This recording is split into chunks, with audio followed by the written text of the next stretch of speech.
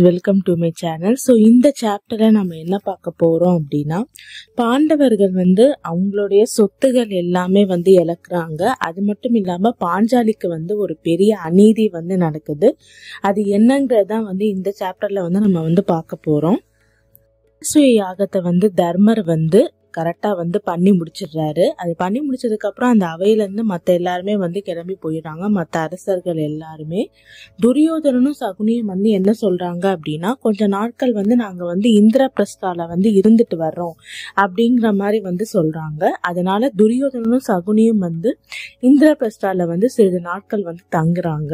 அவங்க துரியோதனன் அங்க தங்கியிருக்க அந்த நாட்கள்ல அசுரன் மாயா கட்டின அந்த அரண்மனையை சுத்தி பாக்குறாங்க. அந்த அரண்மனையில இருக்க வைரங்கள், வைடூரியங்கள், தங்கங்கள் இந்த உலகத்துல வேற எந்த அரசர்கிட்டயுமே இல்ல. ஈவன் அஸ்தினாபுரத்துல கூட அவ்வளவு செல்வம் இல்ல.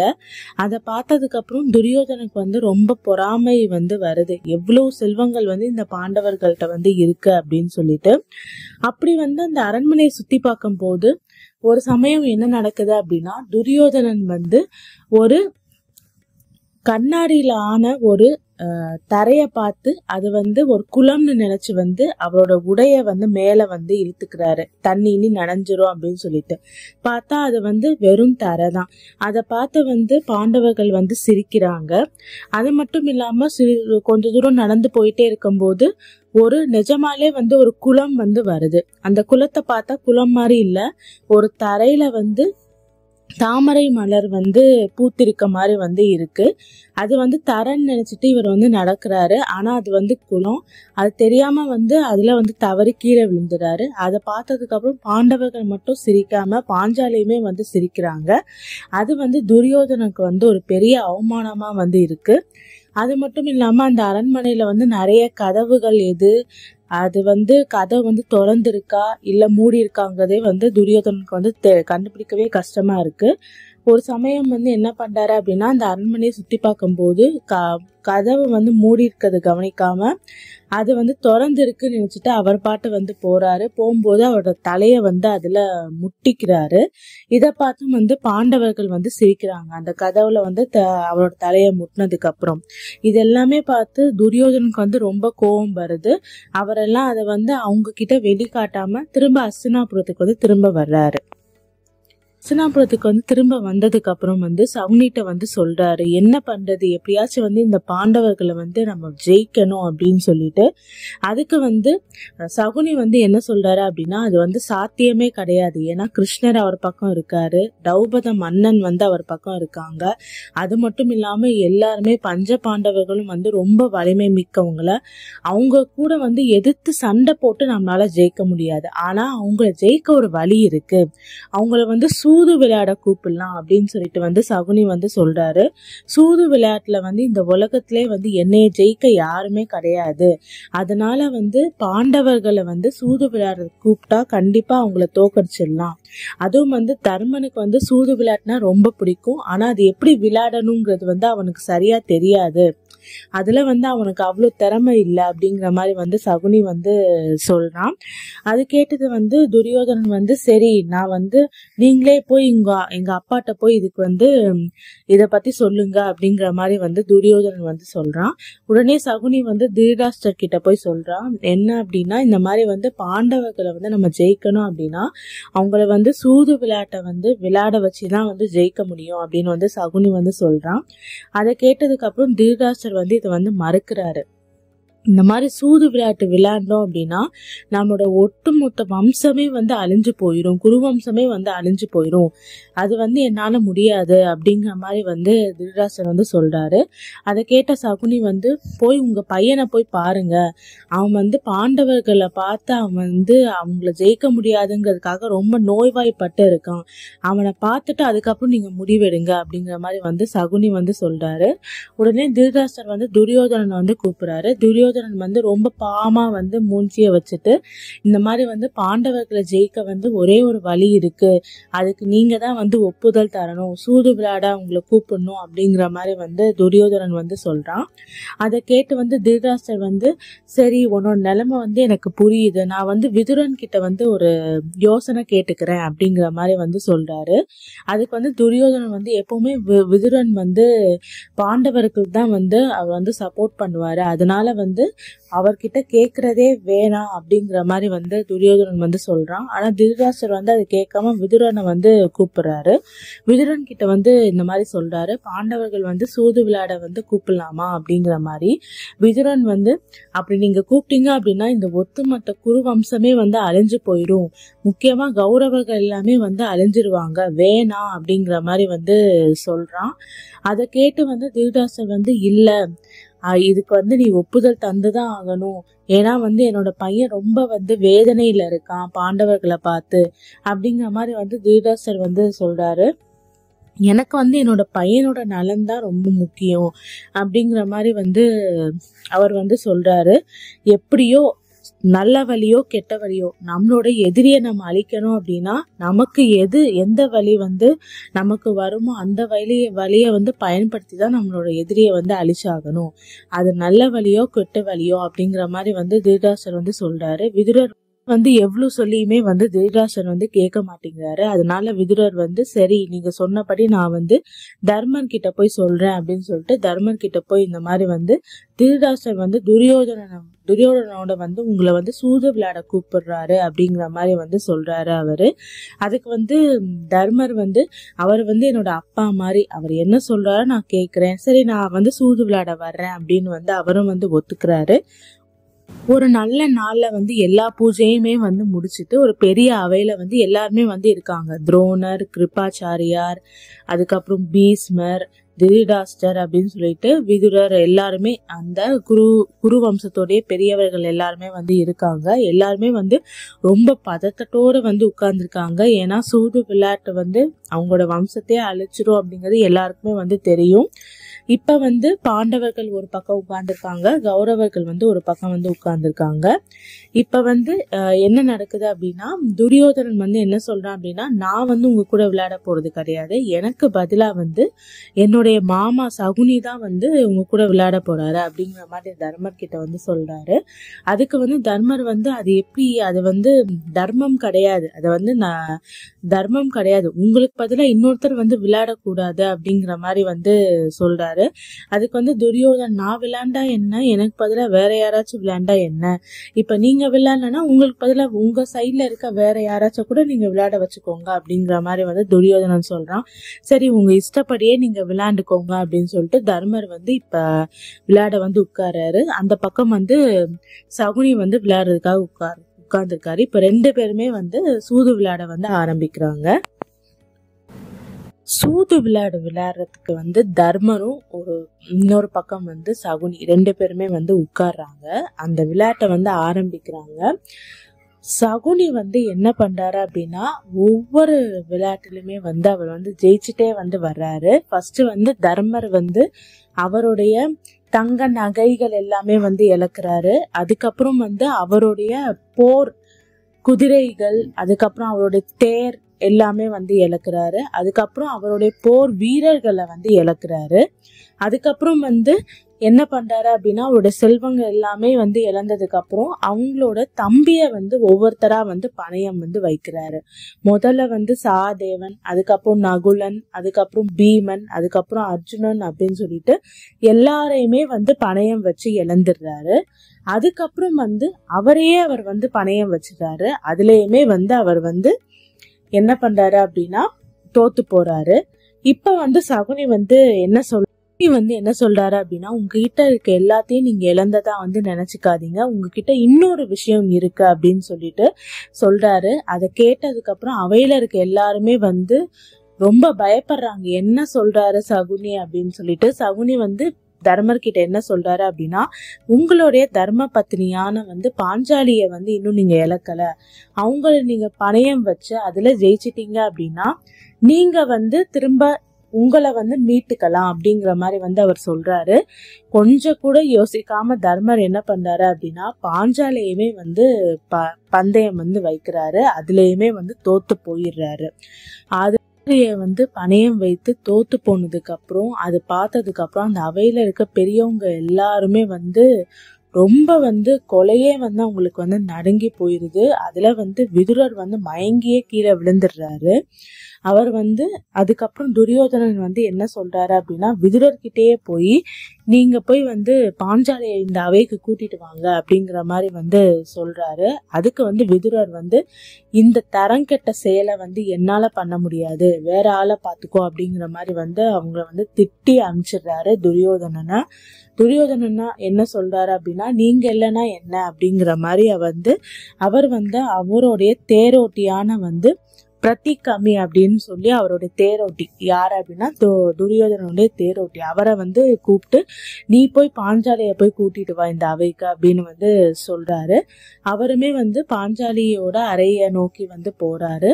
அப்ப வந்து அவர் என்ன சொல்றாரு அப்படின்னா பாஞ்சாலி கிட்ட உங்களை வந்து தர்மர் வந்து சூது விளையாட்டுல வந்து பணயம் வச்சு இழந்துட்டாரு. இப்ப நீங்க கௌரவர்களுக்கு வந்து சொந்தம் ஆயிட்டீங்க, உங்களை வந்து கூட்டிட்டு வர சொல்லிருக்காங்க அப்படிங்கிற மாதிரி வந்து அவர் வந்து சொல்றாரு. அத கேட்ட பாஞ்சாலிக்கு என்ன பண்றதுன்னே வந்து தெரியல.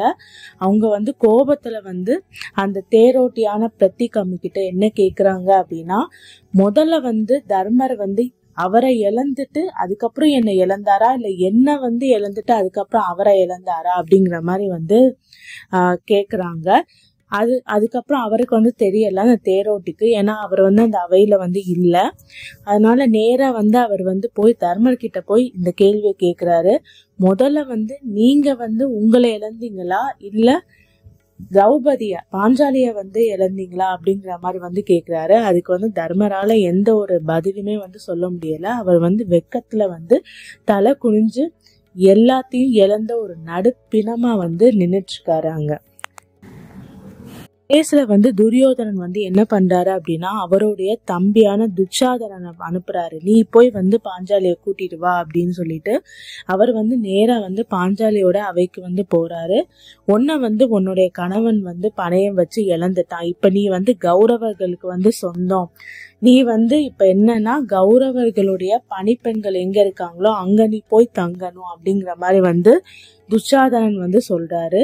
அவங்களோட கண்ணில் ஃபுல்லா தண்ணிய வச்சுட்டு பாஞ்சாலி என்ன பண்ணாங்க அப்படின்னா கௌரவர்களுடைய பணிப்பெண்கள் தங்கியிருக்க இடத்த நோக்கி வந்து போறாங்க. அப்படி வந்து போறதுக்குள்ளேயே என்ன பண்றாரு அப்படின்னா துச்சாதனன் வந்து அவங்களுடைய தலை முடிய வந்து பிடிச்சு இழுக்கிறாரு. எங்க போற நீ அப்படிங்கிற மாதிரி வந்து கேக்குறாரு. அதுக்கு வந்து இப்ப நீ நேரா வந்து அவைக்கு வரணும் ஃபர்ஸ்ட் அப்படிங்கிற மாதிரி வந்து சொல்றாரு. அதை கேட்டதுக்கு அப்புறம் பாஞ்சாலி வந்து என்ன சொல்றாங்க அப்படின்னா எனக்கு வந்து உடம்பு சரியில்லை, நான் வந்து அவைக்கு வர்றதுக்கான தகுதி வந்து இப்ப எனக்கு இல்ல, என்னை விட்டுரு அப்படிங்கிற மாதிரி வந்து கேக்குறாங்க. அதுக்கு வந்து துச்சாதனன் வந்து என்ன சொல்றாரு அப்படின்னா உனக்கு உடம்பு சரி இருக்கோ இல்லையா அதை பத்தி எனக்கு கவலை இல்லை, நீ இப்ப வந்துதான் ஆகணும் அப்படின்னு சொல்லிட்டு அவங்களோட தலைமுடிய வந்து பிடிச்சு இழுக்கிறாங்க. ஏன் பாஞ்சாலி வந்து உடம்பு சரியில்லை அப்படின்னு வந்து சொல்றாங்க அப்படின்னா அவங்க வந்து அப்ப வந்து மாதவிடாயில வந்து இருக்காங்க, ரொம்ப பாவம். அந்த ஒரு கஷ்ட நிலையில வந்து இந்த கஷ்டமும் வந்து அவங்களுக்கு வந்து சேருது. வந்து அவங்களோட தலைமுடிய வந்து பிடிச்சு இழுத்துட்டு அந்த அவைக்கு கூட்டிட்டு வராது துச்சாதனன். அதை பார்த்ததுக்கு அப்புறம் அங்க இருக்க எல்லார்கிட்டையும் வந்து பாஞ்சாலி வந்து கேள்வி கேக்குறாங்க. இந்த அவையில இருக்க யாருக்குமே வந்து கண் இல்லையா, கருணை இல்லையா, தர்மம் எதுனே வந்து தெரியாதா, இப்படி எவ்வளவு பெரிய அநியாயம் நடக்குதே அப்படிங்கிற மாதிரி வந்து கேக்குறாங்க. அதுக்கு வந்து பீஷ்மர் என்ன சொல்றாரு அப்படின்னா எது தர்மம் அப்படிங்கிறது எனக்கு சரியாவே தெரியலமா, என்ன மன்னிச்சிரு. ஏன் அப்படின்னா உன்னுடைய கணவன் வந்து என்ன சொல்றாங்களோ அதான் நீ வந்து கேட்கணும், அவர் வந்து உன்னை பணயம் வச்சு இழந்துட்டான், அதனால நீ வந்து அவர் என்ன சொல்றாலோ அதை கேட்டுதான் ஆகணும் அப்படிங்கிற மாதிரி வந்து அவர் வந்து சொல்லிடுறாரு. அதுக்கப்புறம் வந்து பாஞ்சாலி வந்து கோபத்தோட கேக்குறாங்க. ஃபர்ஸ்ட் வந்து அவர் வந்து அவரை தான் பணயம் வச்சிருக்காரு, அவர் வந்து அவரை பணயம் வச்சு இழந்ததுக்கு அப்புறம் என்னை எப்படி திரும்ப பணயம் வைக்க முடியும், இந்த கேள்விக்கு இங்க அவையில இருக்க எல்லாருமே எனக்கு பதில் சொல்லிதான் ஆகணும் அப்படிங்கிற மாதிரி வந்து பாஞ்சாலி வந்து கேக்குறாங்க. அதுக்கு வந்து எல்லாருமே வந்து யாருமே வந்து அங்க அவையில இருக்க ஒருத்தருமே வந்து பதிலே வந்து சொல்லவே மாட்டேங்கிறாங்க. அதுக்கப்புறம் வந்து பீமனுக்கு வந்து இது கேட்டதுக்கு அப்புறம் வந்து ரொம்ப கோபம் வந்து வருது. இந்த மாதிரி வந்து பாஞ்சாலை இழுத்து வந்ததுக்கு அப்புறம் அவர் வந்து கோபத்துல என்ன சொல்றாரு அப்படின்னா, சகாதேவா போய் வந்து ஒரு பெரிய நெருப்பை எடுத்துட்டு வா, தர்மரோட கையை நான் எரிக்க போறேன் அப்படின்னு சொல்லிட்டு அவங்க அண்ணமலையே வந்து கோவப்படுறாரு. அவர் என்ன சொல்றாரு அப்படின்னா, ஃபர்ஸ்ட் வந்து உங்களோட செல்வங்கள் எல்லாம் நீங்க பணயம் வச்சீங்க சரி, அதுக்கப்புறம் எங்களையும் பணயம் வச்சீங்க சரி, இப்படி வந்து நம்மளுடைய மனைவியை நீங்க எப்படி பணயம் வைக்கலாம், அது தர்மமே கிடையாது அப்படிங்கிற மாதிரி வந்து பீமன் வந்து சொல்றாரு. போய் சகாதேவா போய் ஒரு நெருப்பு வந்து கொண்டு வா, நான் வந்து தர்மரோட கையை எரிக்கணும் அப்படிங்கிற மாதிரி வந்து அவர் சொல்றாரு. அதுக்கப்புறம் அர்ஜுனன் என்ன சொல்றாரு அப்படின்னா, பீமா கொஞ்சம் பொறுமையா இரு, அவர் வந்து நம்மளுடைய அண்ணன், அவரை வந்து நம்ம மதிச்சுதான் ஆகணும் அப்படிங்கிற மாதிரி வந்து சொல்றான் அர்ஜுனன். அதை கேட்டு பீமன் வந்து அவர் வந்து தர்மன் அப்படின்னு சொல்லிட்டு தர்மத்தை நிலைநாட்டாம இருக்காரு அவரு அப்படிங்கிற மாதிரி வந்து பீமன் வந்து சொல்றான். அதுக்கப்புறம் வந்து அந்த அவையில இருக்க யாருமே வந்து பாஞ்சாலி கேட்ட கேள்விக்கு வந்து பதிலே சொல்லல. என்னுடைய கணவன் வந்து அவரை வந்து பணயம் வச்சு இழந்ததுக்கு அப்புறம் என்ன எப்படி பணயம் வைக்க முடியும் அப்படிங்கிற மாதிரி அவங்க கேட்ட கேள்விக்கு யாருமே பதில் சொல்லல. அப்ப வந்து விகர்ணா வந்து வர்றாரு. யார் இந்த விகர்ணா அப்படின்னு சொல்லி கேட்டீங்க அப்படின்னா, அவங்களும் வந்து கௌரவர் தான். ஆனா வந்து திருதராஷ்டிரருக்கும் காந்தாரிக்கும் பிறந்த பையன் கிடையாது. அவர் வந்து திருதராஷ்டிரருக்கும் காந்தாரியோட பணிப்பெண்ணுக்கும் பிறந்த ஒரு குழந்தை தான் அந்த விகர்ணா. இதுக்கு பதில் சொல்றேன் அப்படின்னு சொல்லிட்டு அவர் சொல்றாரு. ஃபர்ஸ்ட் வந்து தர்மர் வந்து அவரை வந்து பணயம் வச்சு இழந்துட்டாரு. அதுக்கப்புறம் சகுனியோட சூழ்ச்சியாலதான் வந்து பாஞ்சாலிய வந்து பணயம் வச்சாரு. என்னை பொறுத்த வரைக்கும் பாஞ்சாலி வந்து இங்க பணயம் வச்சதே தப்பு, அதே மாதிரி அவங்க பணயம் வச்சு ஜெயிச்சதும் வந்து சரி கிடையாது, அது ஒரு தவறு அப்படிங்கிற மாதிரி வந்து அவர் வந்து சொல்றாரு. அதுக்கப்புறம் அந்த அவையில இருக்கிறது எல்லாருமே வந்து அதை கேட்டு வந்து பாராட்டுறாங்க அவருடைய பதிலுக்கு. ஆனா அந்த பாராட்டுக்கள் எல்லாம் கொஞ்ச நேரம் வந்து அடங்கினதுக்கு அப்புறம் கர்ணன் இப்ப பேசுறாரு. கர்ணன் என்ன சொல்றாரு அப்படின்னா, கௌரவர்கள் கிட்ட இப்ப வந்து பாண்டவர்கள் எல்லாமே வந்து இழந்துட்டாங்க. இப்ப வந்து அவங்களோட ஆடைகள் எல்லாமே வந்து அவங்க வந்து எடுத்து கீழே போடணும். ஏன்னா வந்து இப்ப வந்து அவங்க வந்து ஒரு அரசர்கள் கிடையாது அப்படிங்கிற மாதிரி வந்து அவர் சொல்றாரு. அது கேட்டதுக்கு அப்புறம் பாண்டவர்கள் வந்து அவங்களோட ஆடை எல்லாமே வந்து எடுத்துடுறாங்க. அவர் வந்து ஆடையை எடுக்க சொன்னது வந்து பாண்டவர்களுக்கு மட்டும் இல்ல, திரௌபதிக்குமே வந்து சேர்த்துதான் அவர் வந்து சொல்லியிருக்காரு. இப்ப வந்து துச்சாதனன் என்ன பண்றாரு அப்படின்னா, பாஞ்சாலியை நோக்கி அவங்களோட ஆடையை வந்து எடுக்கிறதுக்காக வந்து போறாரு. அப்ப வந்து பாஞ்சாலி வந்து கத்தி கதறி வந்து கிருஷ்ணரை வந்து கும்பிடுறாங்க. எப்படியாச்சும் இந்த துயரத்துல இருந்து என்னை காப்பாற்றுங்க கிருஷ்ணா, வாசுதேவா அப்படின்னு சொல்லிட்டு அவங்கள வந்து கும்பிடுறாங்க. அவர் வந்து துச்சாதனன் வந்து ஒவ்வொரு ஆடையுமே எடுக்க அந்த இடத்துல இன்னொரு ஆடை வந்து மேல இருந்து வந்துட்டே இருக்கு. எவ்வளவு வாட்டி எடுத்தாலும் புதுசா ஆடைகள் வந்து வந்துட்டே இருக்கு. கிருஷ்ணர் வந்து அங்க இருந்து புதுசா வந்து ஆடைகளை வந்து கொடுத்துட்டு இருக்காரு பாஞ்சாலிக்கு. அப்படி வந்து அவர் பல முறை வந்து ஆடைய வந்து எடுக்கும் போது திரும்ப ஆடை வந்துட்டே இருக்கு. கிட்டத்தட்ட அந்த அறை ஃபுல்லாமே வந்து அவ்வளோ ஆடைகள் வந்து நிறைஞ்சிருக்கு. இதுக்கு மேல நம்மளால முடியாது அப்படின்னு சொல்லிட்டு துச்சாதனன் வந்து கீழே வந்து உட்கார்ந்துடுறாரு. அப்ப வந்து பீமன் வந்து என்ன சொல்றாரு அப்படின்னா, இங்க நடந்த அநீதிக்கு நான் வந்து நரகத்துக்கு போனா கூட பரவாயில்ல, ஆனா இந்த துச்சாதனனை வந்து கொன்னு அவனோட நெஞ்சில இருந்து நெஞ்ச கிழிச்சு அதுல இருக்க ரத்தத்தை குடிச்சே தீருவேன் அப்படிங்கிற மாதிரி வந்து சபதம் வந்து எடுக்கிறாரு.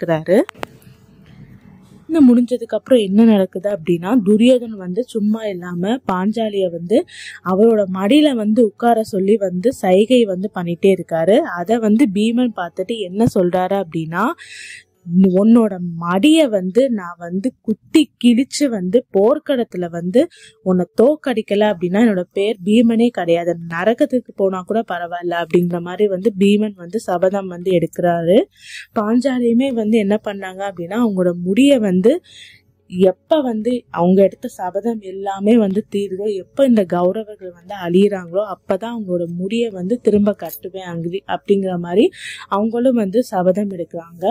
அங்க நடந்திருக்க இந்த சம்பவத்தோட சத்தத்தை கேட்டு காந்தாரியும் திருதராஷ்டிரரும் வந்து நேரா துரியோதனன் கிட்ட வர்றாங்க.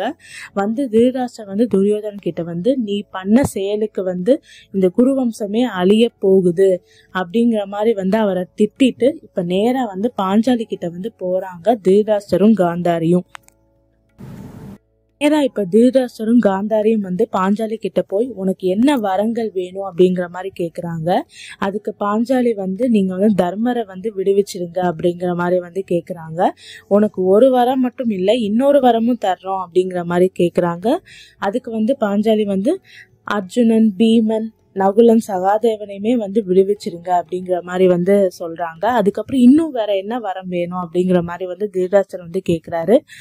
அவங்களுக்கு வந்து இந்த பஞ்ச பாண்டவர்களுடைய ஆயுதங்களை வந்து திருப்பி கொடுத்துருங்க அப்படிங்கிற மாதிரி வந்து பாஞ்சாலி வந்து கேக்குறாங்க. வேற என்ன வரம் வேணும்னு கேக்குறாரு. அதுக்கு வந்து பாஞ்சாலி வந்து எனக்கு இதுவே போதும் அப்படிங்கிற மாதிரி வந்து சொல்லிடுறாங்க.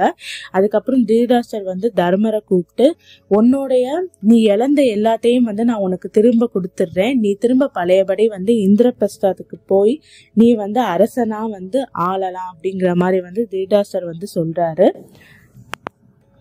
பஞ்ச பாண்டவர்கள் வந்து திரும்ப வந்து இந்திரபிரஸ்தாக்கு வந்து வந்துடுறாங்க. இப்ப வந்து துச்சாதனன் வந்து நேரா துரியோதனன் கிட்ட போய் என்ன சொல்லி புலம்புறாரு அப்படின்னா, நம்ம எல்லாமே வந்து அவங்க கிட்ட வந்து எவ்வளவு கஷ்டப்பட்டு வாங்கினா இந்த அப்பாவால இப்படி ஆயிடுச்சு அப்படிங்கிற மாதிரி வந்து புலம்புறாரு. அதுக்கு வந்து துரியோதனன் திரும்ப வந்து திருதராஷ்டிரர் கிட்ட வந்து போறாரு. திரும்ப அவங்கள வந்து சூது விளையாட கூப்பிடலாம் அப்படிங்கிற மாதிரி வந்து சொல்றாரு. அதுக்கு வந்து திருதராஷ்டிரர் வந்து அதெல்லாம் முடியாது அப்படிங்கிற மாதிரி வந்து சொல்றாரு. இப்ப துரியோதனன் வந்து திரும்ப திருதராஷ்டிரர் போய் என்ன சொல்றாரு அப்படின்னா, இந்த மாதிரி எவ்வளவு கஷ்டப்பட்டு நாங்க ஜெயிச்சதெல்லாம் திரும்ப வந்து இழந்துட்டோம், திரும்பவும் வந்து பஞ்ச பாண்டவர்களை வந்து சூது விளையாட கூப்பிடலாம். இந்த வாட்டி வந்து என்ன பண்ணலாம் அப்படின்னா, அவங்க சூதுல தோத்தாங்க அப்படின்னா 12 வருஷம் வந்து வனவாசத்தை அமைச்சிடலாம். அதுக்கப்புறம் ஒரு வருஷம் 13வது வருஷம் வந்து அவங்க வந்து தலைமறைவா வந்து வாழணும். அப்படி அவங்க தலைமறைவா வாழும் போது யாராச்சும் அவங்களை கண்டுபிடிச்சிட்டாங்க அப்படின்னா திரும்ப 12 வருஷம் அவங்க வந்து வனவாசம் போகணும். அந்த சமயத்துல வந்து நம்ம வந்து நிறைய செல்வங்கள் எல்லாம் சேர்த்துட்டு அதுக்கப்புறம் திரும்ப பஞ்ச பாண்டவர்கள் வரும்போது அவங்களோட வந்து சண்டை செஞ்சு ஜெயிச்சிடலாம் அப்படிங்கிற மாதிரி வந்து துரியோதனன் வந்து சொல்றாரு. அதுக்கு வந்து திருதராஷ்டிரர் வந்து ஃபர்ஸ்ட் ஒத்துக்க மாட்டேங்கிறாரு. காந்தாரியுமே வந்து வேணாம், இதெல்லாம் ரொம்ப தப்புன்னு சொல்றாங்க. ஆனா வந்து துரியோதனன் வந்து இதுக்கு நீங்க ஒத்துக்கல அப்படின்னா நான் இறந்து போயிடுவேன் அப்படிங்கிற மாதிரி வந்து சொல்றாரு. அது கேட்டு திருதராஷ்டிரர் சரி நான் திரும்ப அவங்கள கூப்பிடுறேன் அப்படிங்கிற மாதிரி வந்து அதுக்கு வந்து ஒத்துக்கிறாரு. காந்தாரி எவ்வளவு சொல்லியுமே வந்து திருதராஷ்டிரர் வந்து கேட்க மாட்டேங்கிறாரு. அவர் என்ன சொல்றாரு அப்படின்னா, குருவம்சமே அழிஞ்சு போனாலும் பரவாயில்ல, எனக்கு என்னோட பசங்க தான் ரொம்ப முக்கியம் அப்படிங்கிற மாதிரி வந்து அவர் வந்து சொல்லிடுறாரு. இப்ப வந்து பஞ்ச பாண்டவர்கள் வந்து திரும்ப சூது விளையாடுறதுக்காக வர்றாங்க. இப்பவுமே வந்து சகுனி வந்து சூழ்ச்சி செஞ்சு அவர் வந்து ஜெயிச்சிடுறாரு. இப்ப வந்து பஞ்ச பாண்டவர்கள் என்ன பண்ணாங்க அப்படின்னா வனவாசத்துக்கு போறதுக்கு ரெடி ஆயிட்டாங்க. அவங்க மட்டும் வந்து 13 வருஷம் வந்து வனவாசம் போகணும். அதாவது 12 வருஷம் வனவாசம், 13வது வருஷம் வந்து அவங்க மறைஞ்சு வாழணும். அப்படி மறைஞ்சு வாழும் போது யாராச்சும் அவங்கள வந்து கண்டுபிடிச்சிட்டாங்க அப்படின்னா அவங்க திரும்ப ஒரு 12 வருஷம் வந்து வனவாசம் போகணும். இதான் வந்து அவங்களுடைய தண்டனை. இப்ப பஞ்ச பாண்டவர்கள் எல்லாருமே வந்து கிளம்பிட்டாங்க. திரௌபதியோட பாஞ்சாலியோட. குந்தி வந்து ரொம்ப வயதானால விதுரர் என்ன சொல்றாரு அப்படின்னா, குந்தி வந்து என்னோடயே இருக்கட்டும் அப்படிங்கிற மாதிரி வந்து அவர் வந்து சொல்றாரு.